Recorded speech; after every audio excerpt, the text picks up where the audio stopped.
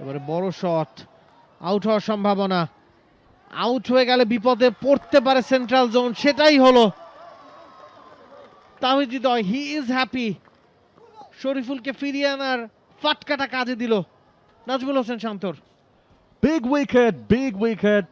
Wicket down. Saif Hasan gone ৭৭ ball থেকে ৮৬ run করে out হয়ে ফেরত যাচ্ছেন সাইফ হাসান। খানিকক্ষণ আগেই বলছিলাম যে can he bring a breakthrough here, ঠিক পরের বলটাতেই তিনি ব্রেক থ্রুটা আনলেন। খাটো লেংথের ডেলিভারি, যে হাইট অ্যান্টিসিপেট করেছিলেন চেস্ট হাইট থেকে একটু উপরে উঠেছে বলটা, শোল্ডার হাইটে চলে গিয়েছিল, সেই বলটাকে তিনি চার্জ করলেন এবং লিডিং এজ আউট হয়ে গেলেন।